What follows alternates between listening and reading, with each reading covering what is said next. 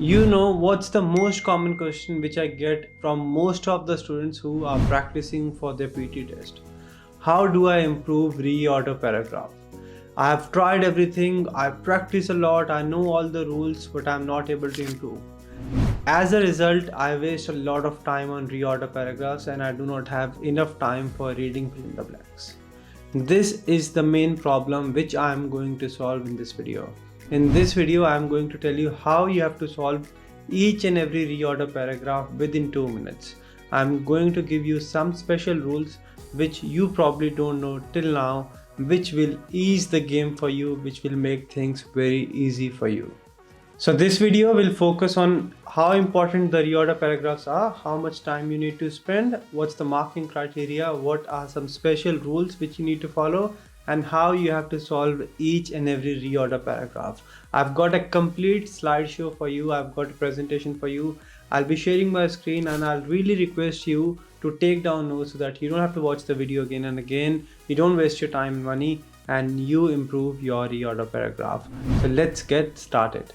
Now before we start, if you're new here, we post a lot of tutorial and strategy videos on this channel. If you're planning to take the PT test soon, this channel is going to be super helpful for you. So do consider subscribing to the channel. That helps the channel to grow and that helps the video to reach the right audience as well. If you want to practice and see how you're performing, you can go on languageacademy.com.au or download the LAPT exam practice app. Each and everything is closely aligned to what happens in the actual PT test, and the platform will give you a clear idea of what scores you're likely to get in the test, what are things you need to work on, and how to improve your scores. You can download the app or you can practice on the web portal as well. Now let's get started with the video. I'll be sharing my screen. So if this is your first time attempting reorder paragraph, here's what happens in this particular question type. This is the third question type of the reading module. You'll have 2 to 3 questions, 2 to 3 reorder paragraph. On your screen, you'll see 2 panels or 2 boxes. On the left, there are 4 to 6 sentences in a completely random order or jumbled order. On the right hand side, you'll see an empty box. What you have to do, you have to click and drag each and every sentence from left to right and arrange them into a paragraph that makes logical sense. Means you'll get 5 to 6 sentences, sometimes even 4 sentences, all in a jumbled order. You have to figure out what the scenario is, take each sentence on the right side and make a logical sequence. That's what you have to do in reorder paragraphs. You'll get 2 to 3 of these. How much time you have to spend? A maximum of 2 minutes per question. Do not spend more than 2 minutes. Why? Because this is not an important question type. This is only about 9% of your reading scores, which are around 8 points in reading. Obviously, if you're aiming for a band 7 or band 8, everything is important, but you have to prioritize. You don't have to spend a lot of time, but obviously we have to practice and give our best so that we can make sure we leave no stone unturned and we give 100%. This will only contribute towards the reading module, no other module. There's no negative marking, so never ever leave this task unattempted. Even if you're not sure, take a random guess, but do not leave anything unattempted. Now, how does the scoring works? Before I teach you the rules, you need to understand how the task is actually scored. Because if you understand the scoring system, you'll be able to figure out the sentences, figure out the right order better. Reorder paragraph is scored on something we call adjacent pairs. It's not about the right sequence, it's about the pairing of the sentences. Here's what it means. You'll get 1 point for every 2 sentences you place correctly next to each other. Not for getting the whole sequence right, just for getting any 2 sentences in the right order. For example, there are 5 sentences A, B, C, D, and E. Or let's say the right order is A, B, C, D, E. And the order in which you have been given the question is D, E, C, A, B, right? Now, if you place your answer like this, A, B, C, D, E, you get 1 point for AB. AB is a pair. 1 point for BC, 1 point for CD, and 1 point for DE. Let's say you write your answer, you have your answer this way, A, B, D, C, and E. You'll only get 1 point for AB because BD is not a pair, DC is not a pair, CD is a pair, and C is obviously not a pair, right? So this is what you have to do. This is how you'll get your scores. As you can see on your screen, If the correct order is A, B, C, D, E and you have C, A, D, B, E, you'll get 0 point. There are no pairs here. If your answer is A, B, D, C, E, you get 1 point because A, B is one pair. If your answer is A, B, E, C, D, you get 2 points. A, B is a pair and C, D is a pair. And if everything is correct, you'll get 4 points, which are the maximum points you can get from this particular question. Now here's why this matters the most, because in order to get a higher score out of reorder paragraph, you don't really need to have each and every sentence correctly placed. Even if you have got 75 to 80% accuracy, you can still get good points. Let's say out of 4 you got 3 pairs correct, enough. I will not recommend that you have to aim for 100% accuracy, because sometimes paragraphs do not make any sense, they're too difficult. Just aim for around 70 to 80% accuracy here and you'll be completely fine. You'll be perfectly fine. Now let's move on to the rules. The rules extremely important. Rule number 1, and this is the most important step in the entire method. The very first thing what you have to do, as soon as you've got the sentences on your screen, you have to find the first sentence or the introductory sentence, or what we refer to it as the independent sentence.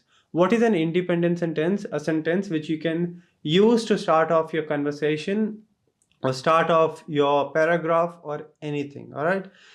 So what's an independent sentence? It's the sentence that introduces the topic. Remember this thing, these are very important hints. It's something which will introduce the topic, will give you a journal overview. Journal overview means will just introduce something, will not have specific details. It stands completely on its own.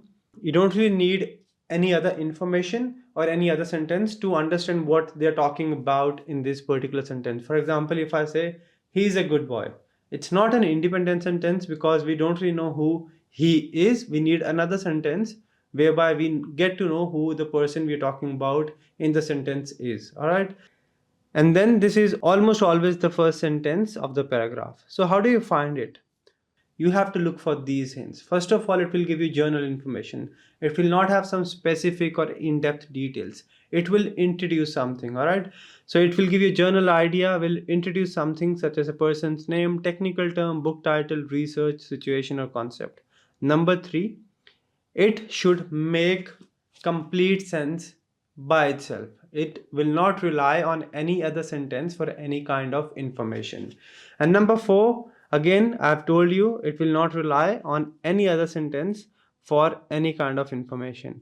Now, even after these rules, it will sometimes be difficult for you to figure out. You'll be confused between two sentences, whether this is the first sentence or the other one is the first sentence. What do you do in that case? If you're still confused, consider, let's say you're confused between 2 or 3 sentences. Take all the sentences and there's one golden rule which you need to follow. Look at each and every sentence and see if you can use that particular sentence to start a conversation with a stranger, someone who you don't really know, or someone who has got no background information of what you're talking about. If you can use that particular sentence to start a conversation with a stranger, that is your independent sentence. And this is one technique I use and you can use as well, which will make it easy for you to figure out your independent and first sentence. Along with this, there are few rules which I really want you to consider while trying to find out or figure out your independent sentence and the following sentences as well. Very, very important rules. First is the pronoun rule. What is the pronoun rule? The independent or the first sentence will never start or will never rely on pronouns that refer back to something else. Words like he, she, them, it, they. The independent sentence will not start with he, she, because he, again, we are referring to something which we have mentioned earlier. If your sentence starts with any of these, it depends on a previous sentence. Cross it out. It's not your first sentence. All right. Second, the transition word rule. Again, you'll never be able to, or you cannot really start your conversation with transition words like connectors or contradicting words like however, on the other hand, on the contrary, connectors like firstly, furthermore, moreover. If you see any of these words and you think this is the independent sentence or the first sentence, cross it out. That's not your first sentence. Words which have got transition words will come somewhere in the middle of your sentence or paragraph or response, not the first sentence for sure. Now let me show you how fast this works, right? You've got 5 sentences here on your screen. You don't really need to read each and everything out. You just really need to read a few words in the beginning and you can easily figure it out. Let's say sentence A starts with the discovery led to. The over here is a definite article. Whenever you use the word the means you're talking about something specific which you have already mentioned before. For example, this is a pen, the pen is beautiful. The we always use to talk about something which we have introduced it already. Words or articles a or an is used to introduce something and the is used to refer it back. Therefore, this cannot be the first sentence. Sentence B starts with however, cross it out. Sentence C starts with in 1953, James Watson and. We have got a here and a full name over here. Can be the first sentence, but let's have a look at remaining sentences as well. Sentence D, it starts with this. This again is a pronoun, is referring back to something, not the first sentence. Sentence E, they, again a pronoun, cross it out. Sentence C is our first sentence. You have got your independent sentence in this sequence. That's what you have to do when you try and solve your reorder paragraph. All right. Now, in 10 seconds, we have got what's the first sentence and we have taken off all the 4 statements and we have, we have some idea of what the passage is without even investing a lot of time. That's how elimination method works and that's how this can speed up the game for you as well. All right. Now, 2 more hints. The acronym rule. There are 2 more rules which you really need to be careful about throughout reorder paragraphs. The acronym rule. What's the short form or the acronym rule is? Let's say you've got 2 sentences. First sentence has got full name of a person and the next sentence, let's say, has got only the last name of the person. Or let's say the first sentence has got full form, the second sentence has got short form. The sentence with the full name or full form will always come first and the one with short form or the last name will come afterwards. It's not necessary that they will come one after the other, but yes, full name or full form will always come before and the other one after. It can be the second sentence, means the following sentence, or the sentence afterwards as well. That depends on the context again. So this is one thing you have to be very careful about. For example, if you have got United Nations and UN, United Nations always first, UN afterwards. Dr. Michael Clark and Dr. Clark, Dr. Michael Clark first, Dr. Clark afterwards. All right. So this is what you have to do. This is what you have to do. And these are few of the rules which will particularly apply for your independent sentence, but you can obviously use this in the following sentences as well. Let's have a look at few of the other rules as well, which you really need to keep in mind, which will help you speed up the process and help you figure out the sentences and pairs instantly in a matter of seconds. All right. Rule number 2, the article rule. Extremely important rule. Simple. This one is beautiful. I use this a number of times in my test. There are 2 types of articles in English: indefinite article, which are a and an, and the definite article the.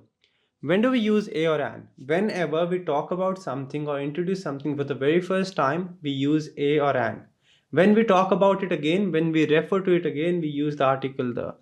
Alright, so what the rule is, if 2 sentences talk about the same noun, the sentence with a or an will come before the sentence with the. For example, this is a bat, the bat is black in color. Both the sentences are talking about the noun which is bat. One has got a bat and the second one has got the bat. Doesn't matter what the case is, a bat will always come before and the bat will always come afterwards. Always remember this thing, always keep this thing in your mind. Similarly, on your screen you can see a study conducted at Harvard University and then the study found. Doesn't matter what the case is, a study, you have to make sure the sentence with a study will come first and the study will come afterwards. Then there's another example which I've already mentioned, so we'll leave it for now. This rule will alone help you to find at least one correct pair in almost all the reorder paragraph. I told you in the beginning, I use this rule n number of times whenever I've gone for the test or whenever I take the mock test as well. All right. Rule number 3, the pronoun-noun rule. What is this rule about? The pronoun-noun rule is a pronoun will always come after the noun as it replaces the noun. This makes sense, right? When you Think about it. Let's say we have got two sentences. There is a group of people on the road, they're making noise. Noun, group of people, people over here, and they is a pronoun, means they is referring back to people in the first sentence. So noun pronoun rule is pronoun will always come after the noun. If you look at your screen, the government introduced a new tax policy. And then we have got another sentence. This policy was met with widespread criticism. What's the noun here? A new tax policy. This will come first. And what's the pronoun? This policy. That will come afterwards. So whenever you see a sentence starting with they, this, these, or it, you need to see this is a pronoun, but what is this referring to? Now let's say you see a sentence, they are going to play cricket. The first thing what you need to do is find in the remaining sentences who they are. And now if you figure out who they are, you have got one pair, because mostly pronouns will replace the noun in the next word. So the sentence before this one will be the one which will contain noun, most probably something plural. For example, boys are playing in the ground, they are playing aggressively. So let's say you identify a pronoun, look for the noun which it relates to, and the sentences will come one after the other in most of the cases, and you've got your one pair sorted. That's what you have to do. That's how you have to maximize your points. All right. So what you have to do, whenever you see a sentence starting with they, this, these, or it, you have to see that what this noun refers to, find the sentence that introduces the noun, and they'll come one after the other. You've just got your pair. All right. Now till now I've given you around 5 to 6 rules, and these 5 to 6 rules are enough to solve most of the reorder paragraph questions. But I've researched on a few questions which have recently appeared in the test, and I've figured out that you guys really need 3 to 4 more rules. So I'm going to give you those 3 to 4 rules which are going to be super helpful for your reorder paragraph. Let's get back. I'll share my screen. Rule number 4, the subject-verb-object rule. Now this is going to be super helpful when you find out, let's say you have figured out the first sentence. Now next thing what you have to do, you have to find the following sentences, right? To find out the following sentences, you obviously need to understand the whole scenario. First of all, remember how the sentences are formed in English. Mostly the sentences are this way: subject, verb, and object. Subject is the person who is performing something, verb, the action he is doing, and object, something on which the action is being performed. For example, Varun is playing in the ground. Varun is subject, playing is verb, and ground is the object. So what's the rule in English? Simple rule says that the object in the first sentence will become subject in the second, means the ground will be the subject in the next sentence. It's not that straightforward, honestly, in reorder paragraphs, that the last word here is the first word here, the last word here is the first word here, but the rule will still be applicable in different way. To apply this rule, you have to keep it simple and you have to understand it in this way. The next sentence will always give you more information about the previous one. Let's say you've got the first sentence, right? A. Now you are not really sure if B is the sentence after A or C is the sentence after A. Out of B and C, whichever of these two sentences will give you more information about A will come after A. So the next sentence will elaborate or provide more information about the previous sentence. This is one thing you really need to remember. Okay, so this is the subject verb object rule, and then you've got the examples on your screen. For example, the woman built a strong wall. The object here is a strong wall. Now the next sentence will be, it was built a year ago with the help of 3 workers. Why it? Because it refers to a singular thing, which is a strong wall. Now the object in this sentence, we have got 3 workers. The next sentence will either refer back to these 3 workers or will provide us more information about this. The next sentence is, all of them had years of experience. All means 3 workers. Now the next sentence is, they are still working together on a new project. Why this one will come afterwards? Because the previous sentence talks about the past scenario and this one talks about the present scenario. So wall leads to workers, workers lead to their experience, experience leads to their current project. Each sentence picks up from the one where they left. So subject verb object rule is followed throughout, and this is what you have to do when you apply this rule. Just keep it simple. The next sentence will provide you more information about the previous sentence. This was another rule. And now let's have a look at the next rule, the chronological order plus examples. What is this? This is the time to look for time periods, dates, and logical order. Pretty straightforward. If you've got time periods and dates, you do not have to blindly trust or look or go past to present. Let's say you've got two sentences, one says 1990, other one says 2001, other one says 2010. Most of the students, what they do is 1990 first, 2001 afterwards, 2010 afterwards. That's not how it works, right? You have to use hints from time periods and dates, but it's not necessary that they'll come from past to present. They can go from present to past as well. So whenever you've got time periods, dates, years, use them to your advantage, but do not blindly rely on them. Just make sure you use these to figure out what's going on, whether they're talking about past to present, present to past, what is actually going on, and then use this in sorting out that what's actually going on in the passage, and then arrange and sort out the sentences accordingly. So this is pretty straightforward, right? A quick example: she began her degree at Monash in October 2006. She completed a diploma that enabled her to enter as a second year student. In her third year, she will complete 4 units in the US. So it starts from past, then what's completed, and then what she'll do later. Now, what happened here? We went from past to present, but in some cases it can be otherwise as well. So you have to be very careful. Another rule over here is examples will always come after the explanation. So as soon as you see words, for example, for instance, as an example, look for the explanation, place these two together, you have got one pair sorted, and you'll be given 1 point because you're given points for getting the correct pairs. All right. Now, there's another rule which I really want you to be careful about: linking word rule. This is something which I have not taught before. I have just figured out going through the recent exam questions. There are two types of linking words you need to know: contrast or contradicting words, or continuation words. Contrast words or contradicting words, they signal the opposite of what was just said. Words like however, but, nevertheless, on the other hand, in contrast. If your sentence starts with however, or let's say but, or nevertheless, or on the other hand, the previous sentence has to make a positive or a neutral point. Let's say if you're contradicting something, the previous sentence should be in other aspect, right? Let's say you're contradicting and pointing out something negative, the previous sentence should be positive. All right, so this is one thing which you have to use. On the other hand, for continuation words like more of the same idea, like moreover, furthermore, which will provide you more information about the same thing, what you have to look, the sentence before it should be in the same flow. Let's say I'm giving advantages of the camera, and then I'm saying moreover, so moreover I'll provide another advantage of the camera. So if you see continuation words, you need to make sure the sentence before it made a point which it adds further information to.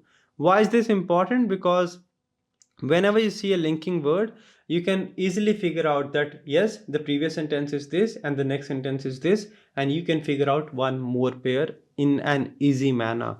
Extremely important. This is one rule which you have to use a lot. For example, sentence A is the new policy reduced pollution by 30% in the first year. Sentence B says, however, critics argued that the costs outweigh the benefits. A is positive, B is contradicting.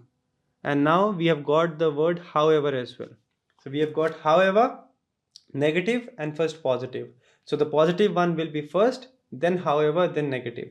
Let's say you had a negative sentence first, then however positive.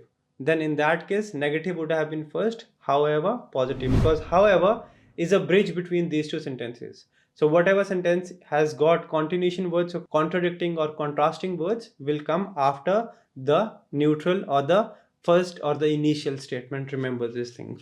Next rule is journal to specific flow. Pretty straightforward. The rule is in PTE Reorder Paragraph, or in English as well, the sentences are always in a funnel form, right? They start off very broad, very open-minded with a journal idea. Then the next sentence is specific details. The other sentence, the third sentence, is even further details, and the last sentence will be in-depth particular details. So you start with the general information, then more information about the same topic. So this pattern is always followed in reorder paragraph: journal specific, more specific, and more specific. This is what you have to follow. This is what will definitely help you to figure out the reorder paragraph. Now the last rule is conclusion signals, and this one's a game changer. Conclusion signals will tell you what's the last sentence. Just like the independent sentence will tell you what's the first sentence, these sentences are most likely to be the last sentences of your reorder paragraph sequence, right? How do you use this? Whenever you have got words like therefore, as a result, consequently, in conclusion, hence, overall, ultimately, if the sentence starts with any of these, this is most likely to be the last sentence of your sequence, or sometimes the second last as well, but probably towards the end. Whenever you figure out or you see or spot these sentences starting with these conclusive words, place them at the end. You will be able to sort everything out and everything's gonna go and fall in place for sure. All right, think about it. There are 5 sentences. You need to get 4 pairs right? You've got the first sentence, you have figured out the independent sentence, and you've got the last sentence as well. You have 2 or 3 sentences remaining. Easily you can make out the pair. When you've got first and last sentence, see which one's relevant or related to the first sentence, that goes after first, which one's related to the last sentence, that goes before last, and you're just left with one sentence which you can figure out based on the information. And that is how you solve your reorder paragraphs. Not difficult, but you need to know these rules so that you can quickly, efficiently, and effectively solve your reorder paragraphs, maximize your scores without putting in a lot of effort, without spending a lot of time. How much time you have to spend? A maximum of 2 minutes. What's the complete method? As soon as you get the passage on your screen, you figure out the independent sentence, then use all the rules and hints which I've told you. Use the subject verb object, means the next sentence will give you more information about the last sentence, and the conclusive indicators to find out the last sentence, right? So step 1 is finding the independent sentence.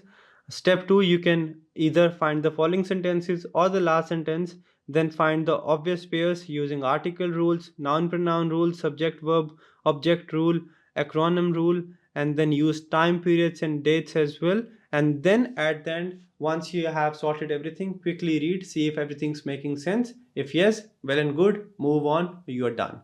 Nothing else needs to be done. Once you practice 5 to 10, things are going to be easy for you.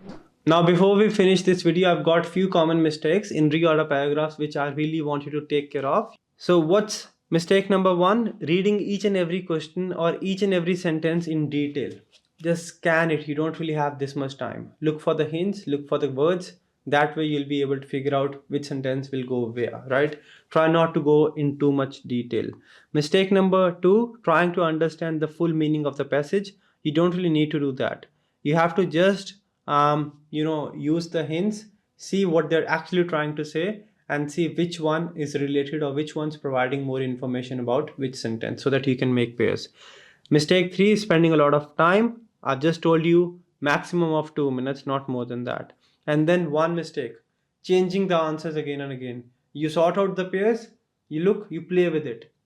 See, it's not the most important question type. Even if you get something wrong, it's fine. You've got reading, drag and drop blanks after this, which are extremely important. So give your best. Don't just change the answer again and again. Give your best shot, move on. All right. And last mistake is trying to get everything right. Even if you're not really able to get everything right, just try to get some pairs right, so that at least you can get 50, 60, 70% out of it, which is fine. Even if you're not getting 100%, which sometimes is not even possible for me, honestly, right? I've got 90 multiple times, but every time you'll not be able to get 100 on 100 in reorder paragraph. Even if you get around 70%, you're good to go. All right. So this is it. That's it from the reading reorder paragraph master class. I hope the video was helpful. If it was helpful, do like, share and subscribe. If you want me to cover anything else, do let me know in the comment section. I'll try to make a video on that, and I'll try to reply each and every comment. If you need any help, we do provide online and on campus classes. Just give us a call, send us a message.